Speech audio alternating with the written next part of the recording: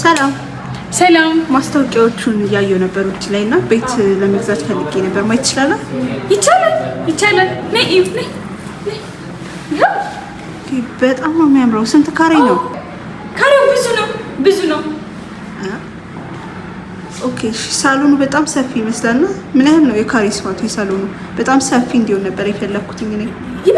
ይበቃሻል። ቆይ ልለካልሽ